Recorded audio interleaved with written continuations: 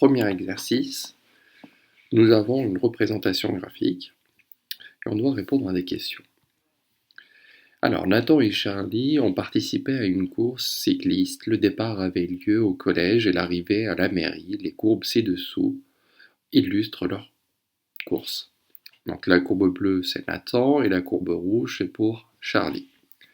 Première question, c'est la distance parcourue pendant cette course.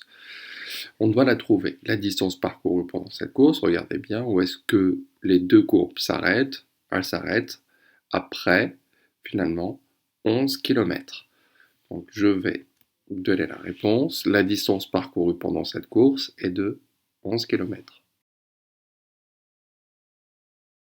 Question B. Qui est parti le plus vite au départ? Vous voyez ici les deux courbes, ce sont des droites. Et vous voyez que la droite bleue au départ, elle est plus élevée, d'accord? Elle est plus haut. Ça veut dire que c'est Nathan qui est parti plus vite. Donc, qui est parti le plus vite? Vous voyez bien que Nathan est au-dessus, la courbe de Nathan est au-dessus, donc c'est lui qui est parti plus vite. Qui s'est arrêté un peu au niveau de l'église? Alors, si on regarde bien, là où ça s'arrête, finalement, là où il y a un palier, c'est pour Charlie. Donc, qui s'est arrêté un peu? Charlie s'est arrêté un peu et on va voir qu'il s'est arrêté 10 minutes. C'est entre 20 et 30. Finalement, Charlie s'est arrêté pendant 10 minutes. Question D. La distance entre le collège et l'église. Donc, là, on a dit que c'était finalement au niveau de l'église, Charlie s'était arrêté. Donc, il s'est arrêté au bout de 6 km. Donc, la distance entre le collège et l'église est de 6 km. Vous voyez, l'arrêt s'est effectué à une distance de 6 km. Donc, la distance entre le collège et l'église est de 6 km. Question E. Qui était en tête au bout d'une demi-heure? Donc, au bout d'une demi-heure, on est là. Qui était en tête?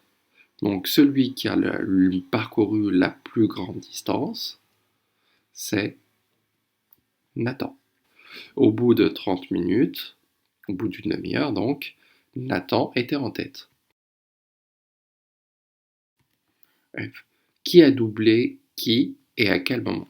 Vous voyez là où ça se croise, c'est là où ils se retrouvent au même moment.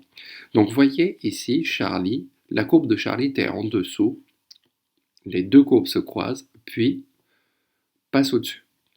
Donc, finalement, c'est Charlie qui double Nathan au bout de environ 44 minutes.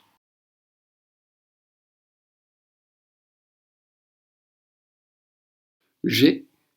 Qui est arrivé en premier? Vous voyez bien, celui qui est arrivé en premier, c'est Charlie.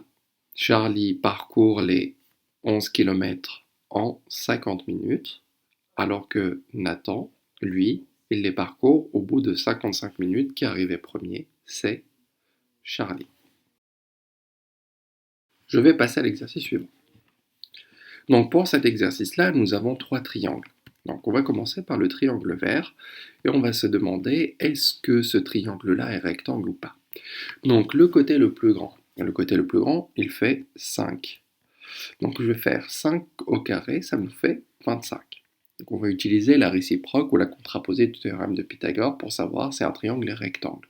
Quand on a les 3 longueurs et qu'on nous demande s'il est rectangle, je prends le côté le plus grand, j'élève cette longueur au carré, et je fais la somme des carrés des deux autres. Donc, c'est-à-dire, je vais prendre 3 au carré, auquel je rajoute 4 au carré, c'est-à-dire 3 fois 3, 9, 4 fois 4, 16, je rajoute les deux, et on a la même chose. Donc, on calcule séparément, on constate qu'il y a bien égalité entre 5 au carré et 3 au carré plus 4 au carré.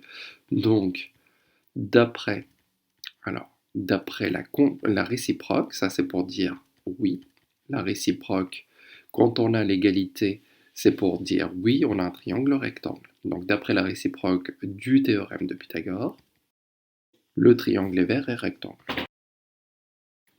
On va maintenant passer au triangle noir. Alors,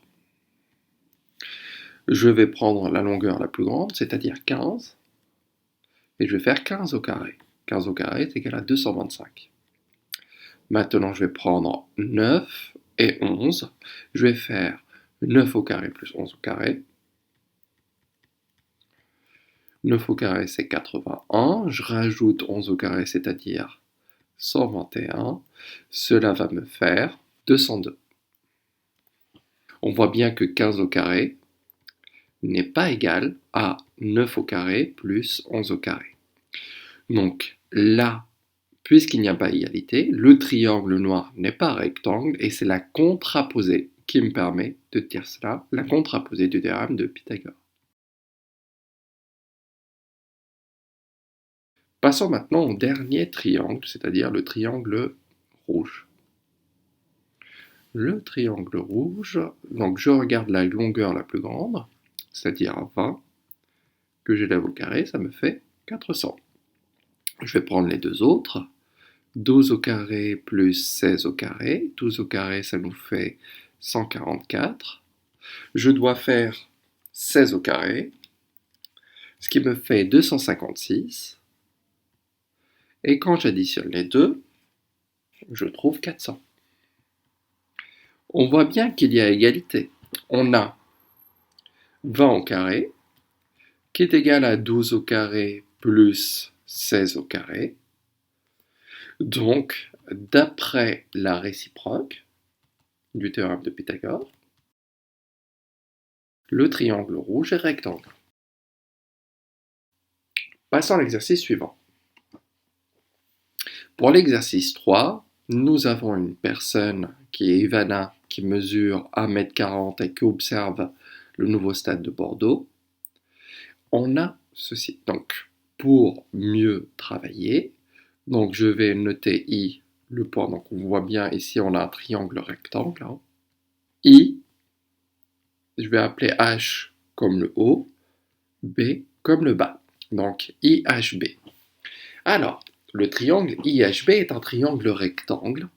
On a une mesure d'angle et une longueur, et je cherche la longueur HB. Donc finalement, si j'ai la longueur HB, je pourrais ensuite déterminer la hauteur de ce stade-là. Donc ce que je vais faire, je vais chercher HB.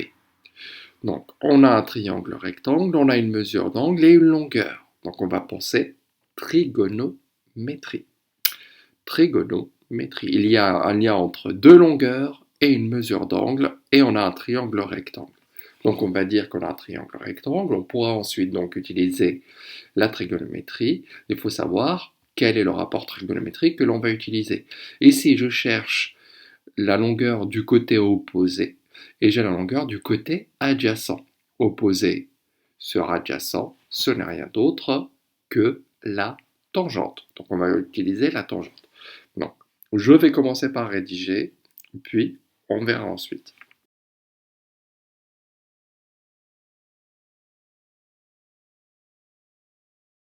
Comme rappel, on a un triangle rectangle, je peux utiliser la trigonométrie. On a la mesure de l'angle I. Je connais la longueur du côté qui lui est adjacent et je cherche la longueur du côté opposé à l'angle I. On va utiliser la tangente.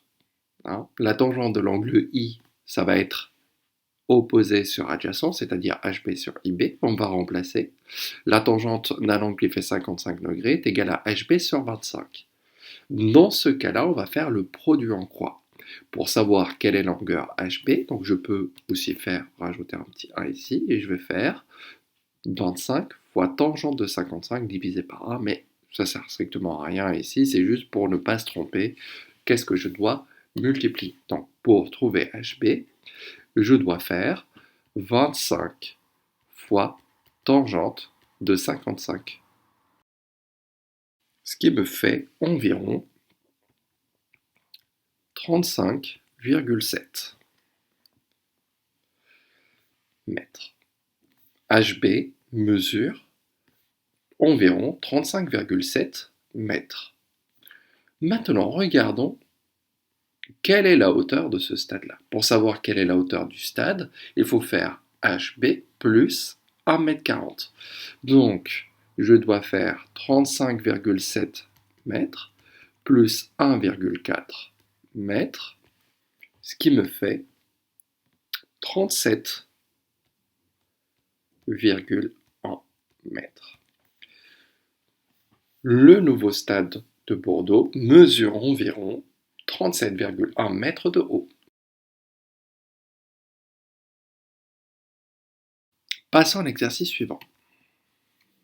Ici, on a un programme de calcul et je dois répondre à 2 questions. Alors, je dois faire fonctionner le programme de calcul avec 1/3, puis avec moins 4/5. Alors, choisir le nombre, donc finalement je prends 1/3, je dois lui soustraire 10. Donc je vais faire 1/3 moins 10. C'est-à-dire 1/3 moins 30/3. Je multiplie en haut et en bas par 3, puisque là ce n'est rien d'autre que 10 divisé par 1. Voilà, on a le même dénominateur, donc ça me fait moins 29/3. Et voilà, donc ça c'est l'addition. Sinon avec la calculatrice on peut le faire. Ça c'est la première étape. Deuxième étape, je dois élever ceci au carré. Donc je vais faire moins 29/3 fois moins 29/3. Le résultat va être positif. Pourquoi? Parce que quand je prends un nombre négatif et que je le multiplie par lui-même, ça va donner quelque chose de positif. Ce qui va me faire 841 neuvième. 29 fois 29, 841, 3 fois 3, 9. Maintenant, je dois soustraire à ce résultat-là le carré du nombre de départ. Donc je dois faire 841 neuvième moins 1/3 au carré. C'est-à-dire 841 neuvième.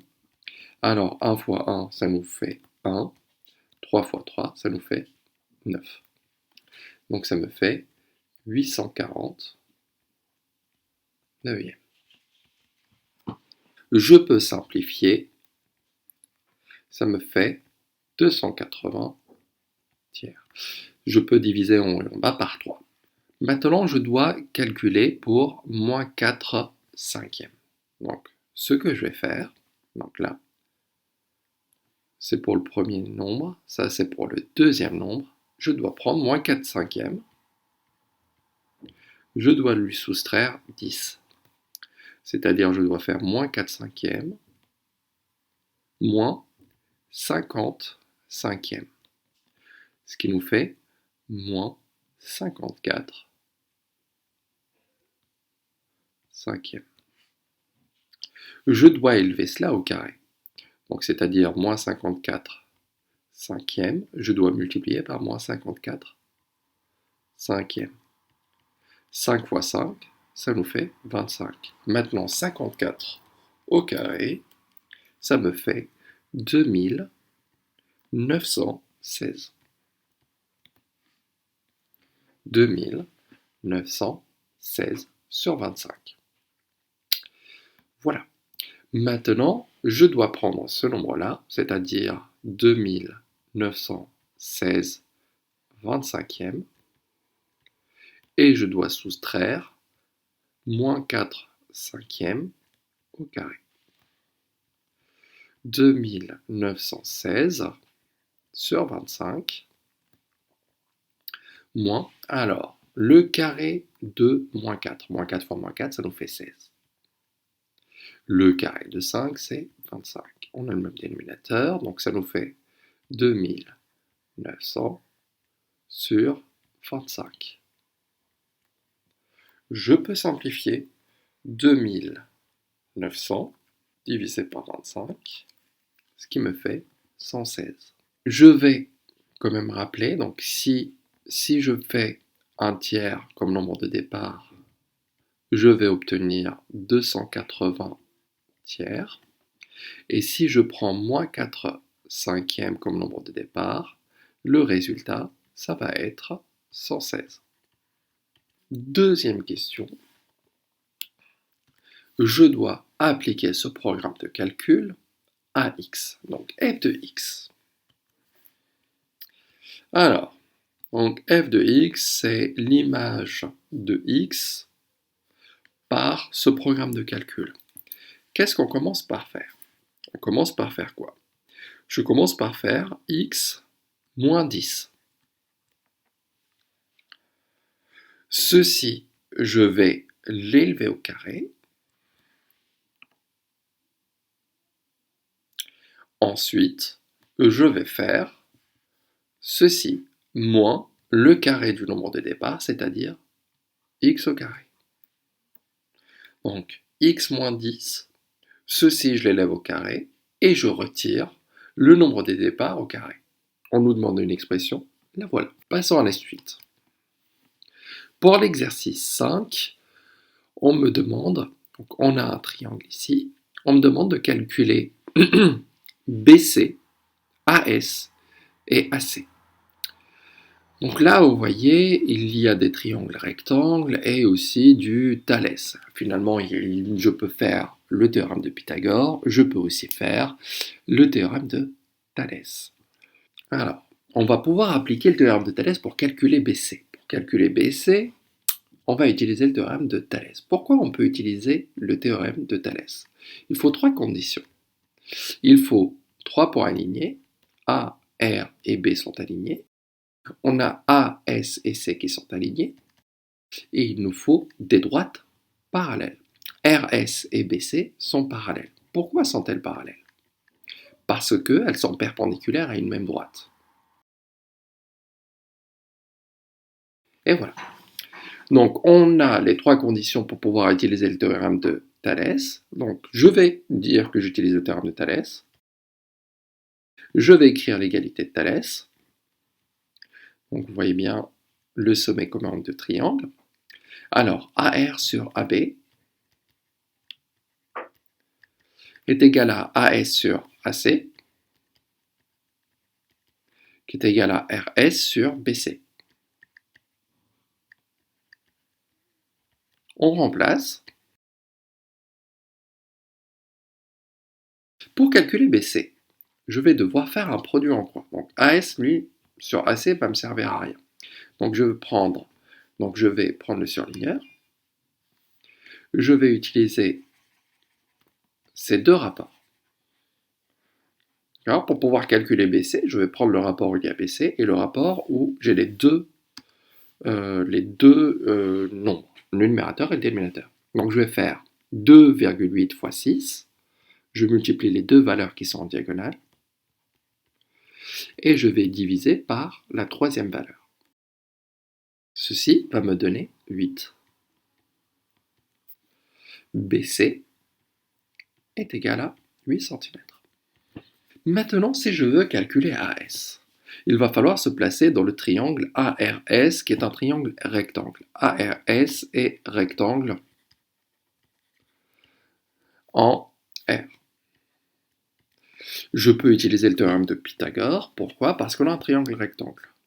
D'après le théorème de Pythagore, on a l'égalité suivante. AS au carré égale AR au carré plus RS au carré. Si je veux calculer AS c'est la longueur du côté le plus grand, donc je vais devoir faire une addition. Donc là, je veux la longueur, pas le carré de la longueur, je veux la longueur. Donc je vais faire 2,1 au carré, je vais prendre 2,8 au carré. Maintenant, si je veux la longueur et non pas le carré de la longueur, il faudrait que je prenne la racine carrée de cette somme. Donc je prends la calculatrice et je fais ce calcul-là, ce qui va me donner 3,5. Donc AS est égal à 3,5 cm. Et voilà. Pour l'exercice 6, nous avons une figure qui nous fait penser à Thalès, mais on a toutes les longueurs et on nous demande si les droites sont parallèles. Finalement, on doit utiliser soit la réciproque, soit la contraposée du théorème de Thalès. Alors, donc, on a R, U et O qui sont alignés. On a aussi S, U et T qui sont alignés. Normalement, on doit comparer deux rapports. Là, on peut même comparer les trois. RU sur UO. On se demande combien cela fait-il. Donc 2,7 sur 7,5. RU sur UO, c'est 2,7 sur 7,5. On peut aussi le comparer avec SU sur UT, qui est égal à 1,8 sur 5. J'ai un troisième rapport, on va regarder un petit peu. D'accord. Le troisième rapport, c'est RS sur TO. Puisqu'on l'a ici, donc on va le regarder.